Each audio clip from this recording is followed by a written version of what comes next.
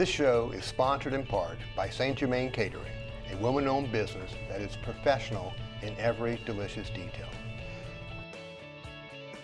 And Fairfax Social Sports, Northern Virginia's largest co-ed men's and women's adult sports league, with over 32,000 players who participate in flag football, softball, basketball, and other adult sports. And finally, the Ruddy Law Firm in Fairfax City, Virginia, a law firm that provides legal services in the fields of business, probate, estate planning, and elder law.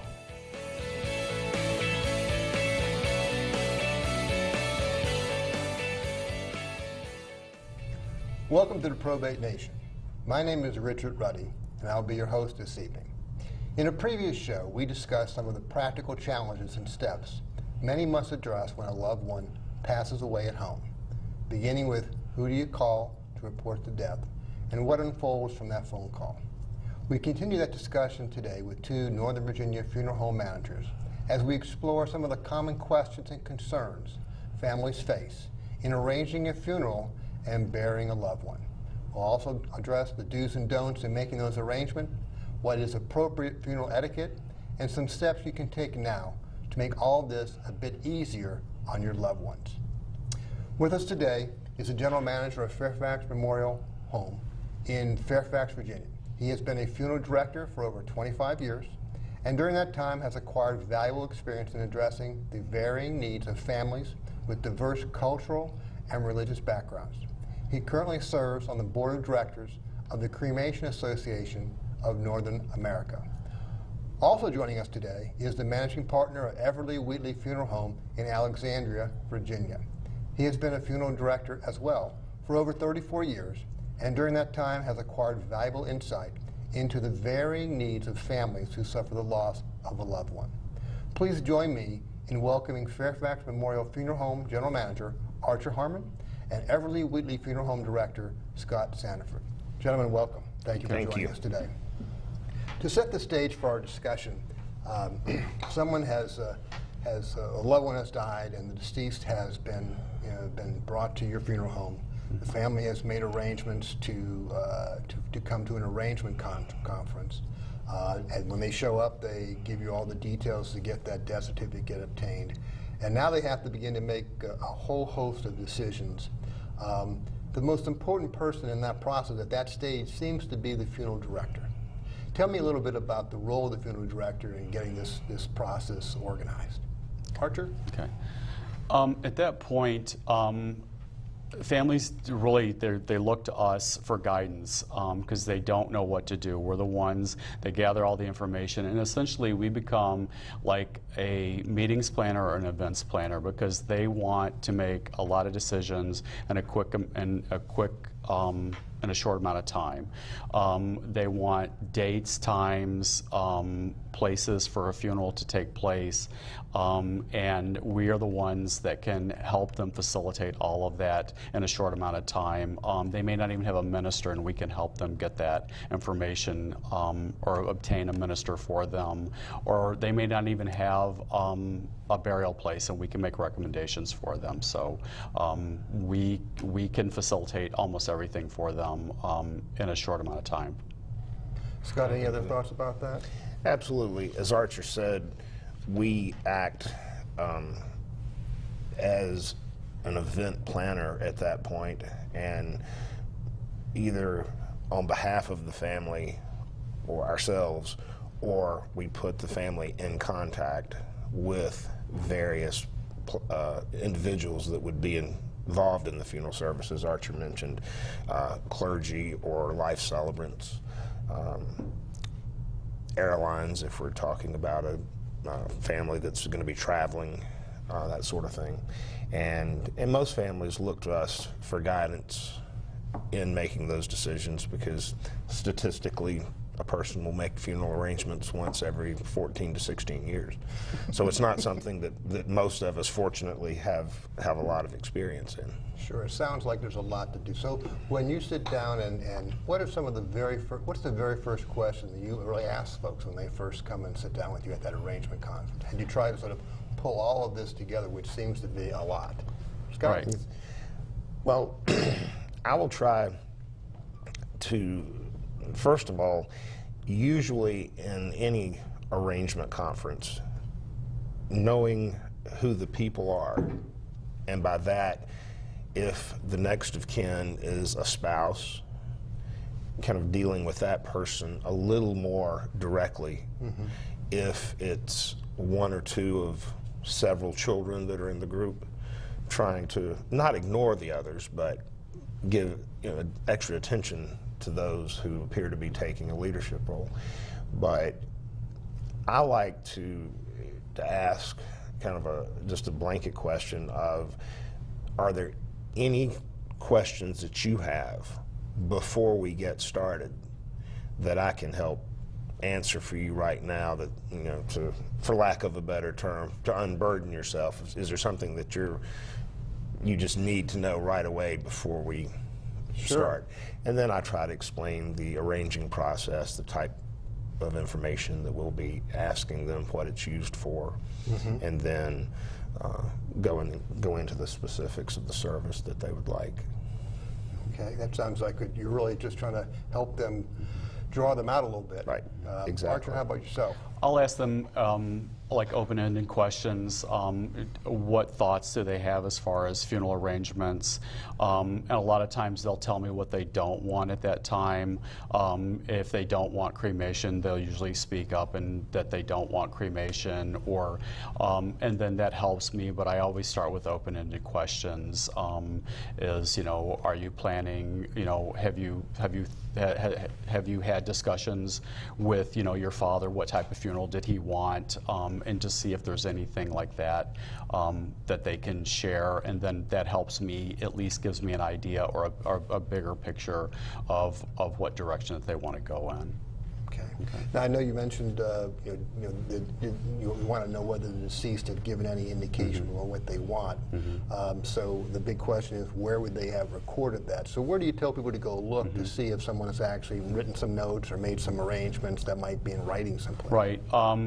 We check at the funeral home first. We always check it to see if people had made pre-arrangements with us. I also ask them to check that they may have had a safety deposit box, or check with friends or other family members, and see if, or even with their attorney, or people that have their financial information, to see if they've made any indication that what their wishes were as far as funeral arrangements. So, okay. So what are some of the decisions, as you start into that process, that people do need to make, from viewing to funerals and so on? What are some of those sort of benchmark decisions? Scott? Well, I think it's critically important that the family, if they have not, by the time they reach our funeral homes, that they come to some consensus as to the type of funeral, and by that, as Archer said, whether it be burial, cremation, whatever means of disposition. A good example is their dad was a retired Army colonel and had always said he wanted to be buried at Arlington, which is very frequent in our area here in Northern Virginia. Very much so. And that can mean a number of things. That can mean a traditional casketed funeral with full honors going to the gravesite. It can be full honors going to the columbarium with an urn. So it's trying to, I use that example to state that it's critically important that the key people in the decision-making process come to some type of consensus, and they're all on the same page and not in different directions as far as what type of service they want to have. And we can do that in asking open-ended questions, and I'll also sometimes ask, Mr. Ruddy, I didn't have the pleasure of knowing your dad. Tell me a little about him. And some things may trigger something. Oh, maybe they haven't thought about doing this, or gives me an idea. So that's of really whatnot. more of that information gathering that both you and Archer Right. said is really a key role for the funeral director. I mean, they want to do need to get to know you. Now, I know you mentioned cremation. Are a lot more people getting cremated these days, Archer? They are. I can speak on that. In Virginia, the cremation rate in Virginia is about 42%, and nationally, cremation by 2017 will be over 50%. And there's a lot of reasons people are cremating. Cost is one of them. The other thing too is we all live in Northern Virginia, and there's very few people that are native Northern Virginians. We're all here because of jobs. We were brought here by jobs or whatever the reason. And cremation, it's easier for people to be cremated because it's a much more portable. You can cremate somebody here and ship them back to California, or take them back to California when you're ready to go back. And cremation's not going away. More and more people are embracing it. And again, there's more reasons people are choosing it. Cost is one of them. It's convenient for people. We're a portable society, so and it's just going to get more and more and more. So. No, I was going to ask you, Scott, as we get into that the whole process of deciding what we're going to do for viewing and funeral, what are some of the common mistakes that people make in undertaking to make these arrangements? Right. Well, on a broad level, not having had any conversation amongst their family as to the type of funeral service that they want. Mm-hmm. That can be something as simple as one spouse talking to the other and deciding and letting their son and daughter know, or putting something down on paper. In the Commonwealth of Virginia, we have a form, it's a designee form, where you can designate any person of your choosing to be responsible for authorizing your cremation or handling your funeral arrangements. Okay. That does not give them any other legal authority as far as over your finances or your will or anything like that. But having that prior discussion is one big thing that a lot of people, unfortunately, don't take the time to have, because it's not the most pleasant conversation to have after would you pass me the rolls? By the way, where do you want to be buried? At dinner. So that's one thing, is I say ignorance to what mom and dad wanted. Sure. And also, as Archer said, in a very short period of time, families have to make between 50 and 60 pretty significant decisions. And they're permanent decisions too. I mean, Exactly. they're permanent decisions that you're making, and they can be costly decisions that cannot be undone. And this, I think, if I was to say, if there's anything that I've learned from our conversations as we prepared for this show, is that before we even talk about price and so on, I think more than anything else is to have a conversation with the funeral director, because there are those 50-some decisions that you don't even really know all the questions to ask. Right. And it might very well be that your funeral director can winnow those down to 8 or 9. Yeah.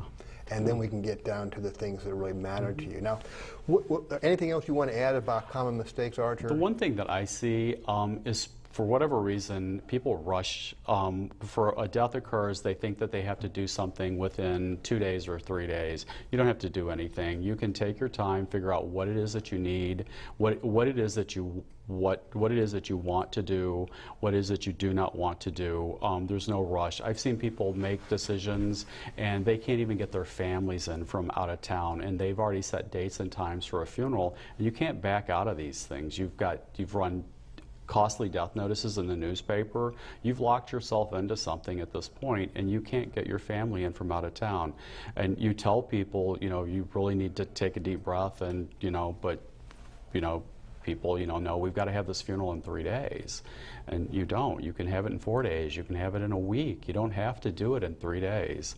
And you just need to take a deep breath and to say, one more day is not going to make a bit of difference. Now, you've mentioned as well that sometimes you see that a family member who might be not quite as close to the deceased might then try to take over the It's not planning even a process. family member, it's a friend or whatever. Somebody will insert themselves in making these arrangements or making decisions or trying to influence people in arrangements, and they don't need to be made, and for whatever reason that they do this, but try to influence, and it's completely inappropriate.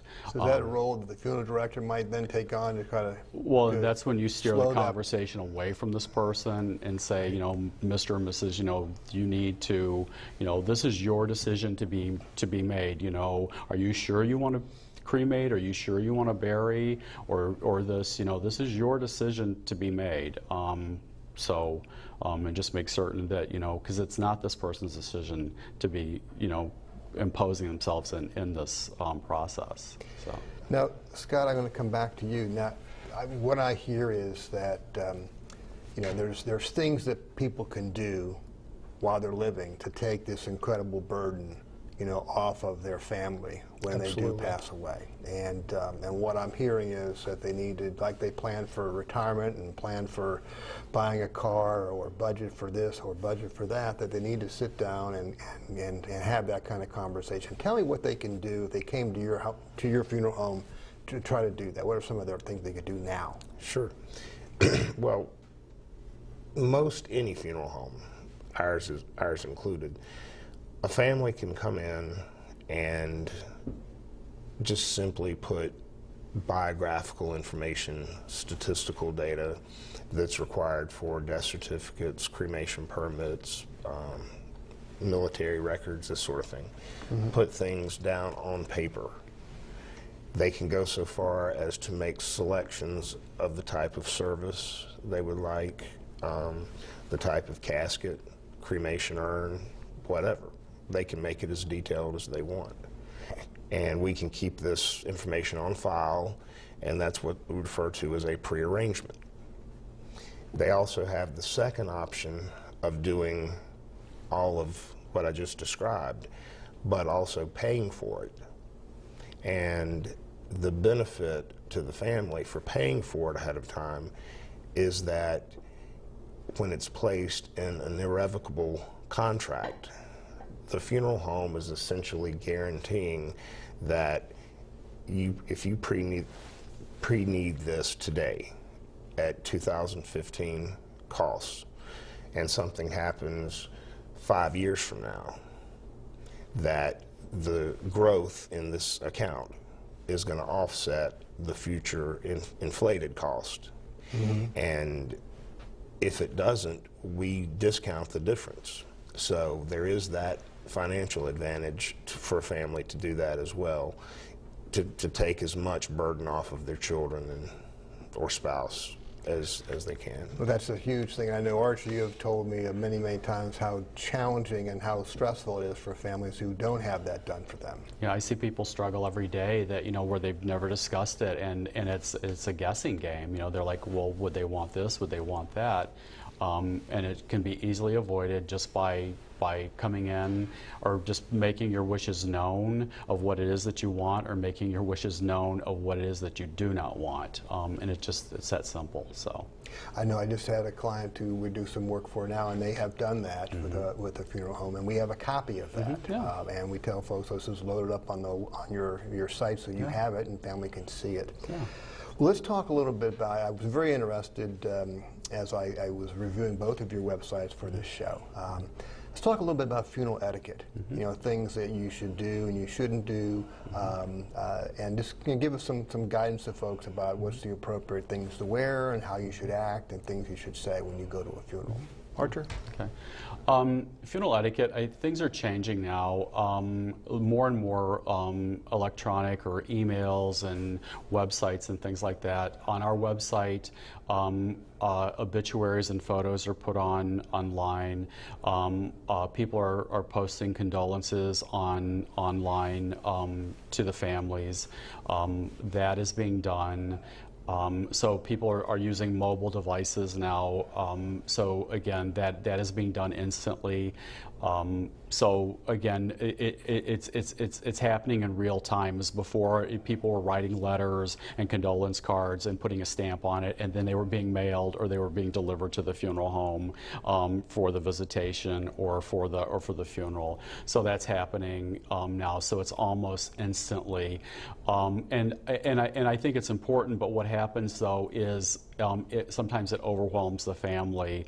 They're not even in the grieving stage yet, and things are already being posted online, both on our website, on Facebook, Instagram, and things like that. Again, that's social media has not caught up to the grieving process yet with the stages that people go through.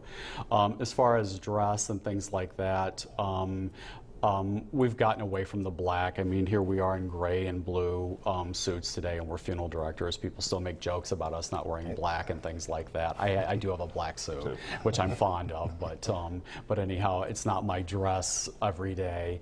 Again, people have gotten away from it. But again, you still need to dress appropriately for a funeral.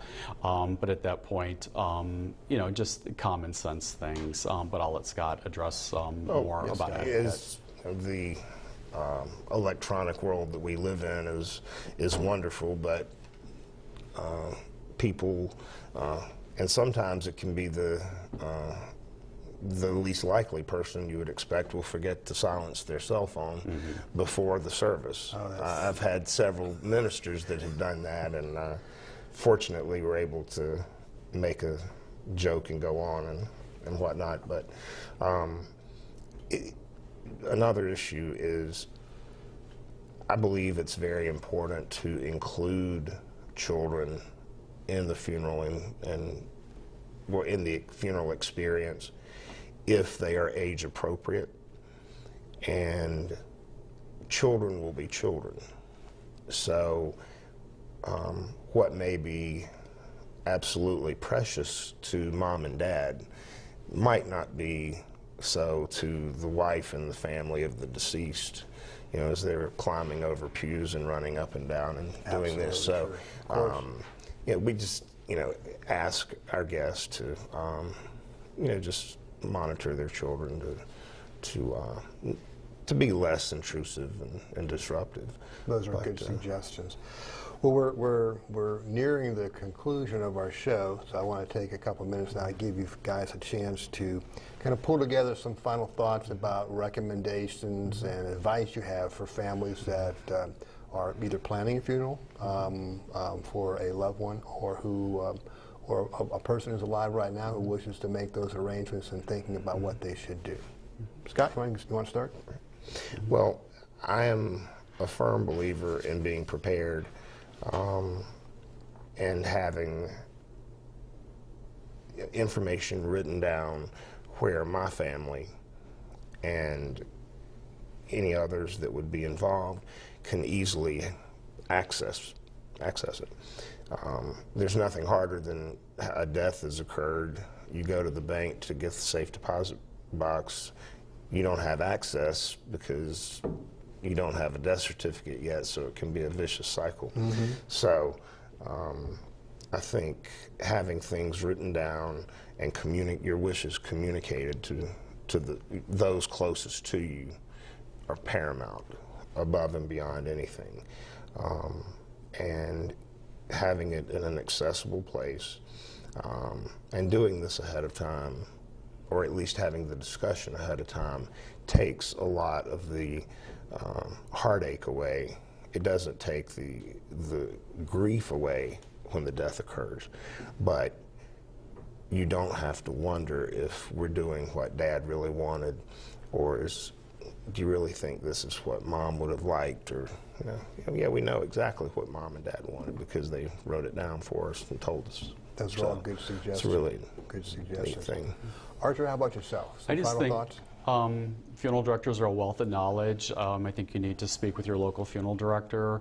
Again, pre-plan, talk to your funeral director. And again, I just think education or educating yourself and getting as much information ahead of time, it just benefits the individual, it benefits the funeral home, and just ask questions. The more information you have, the more powerful the consumer is. So, okay.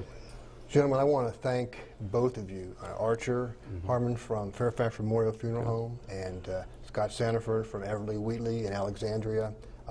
You guys did a great job explaining some very difficult subject. You know, and certainly, you know, the compassion that you guys obviously have and the kindness you extend to families who are grieving is a great tribute to funeral directors across the nation and certainly in your own funeral homes. And I want to thank you for your great public service, for being here today and taking the time to talk to us about this. Thank you. Well, that concludes our program today. We hope you find the information provided by our guests today helpful and that you will act on their recommendations. Please visit the websites of Fairfax Memorial or Everly Wheatley and take the time to fill out a funeral pre-planning worksheet. Better yet, sit down with a funeral director of your choice and let them help you make decisions now and record those decisions. And of course, please share your decision with your family. Doing this now is truly a beautiful gift to the loved ones you leave behind. This brings us to the conclusion of our show today on planning a funeral. On behalf of myself and the entire Probate Nation, thank you for visiting with us.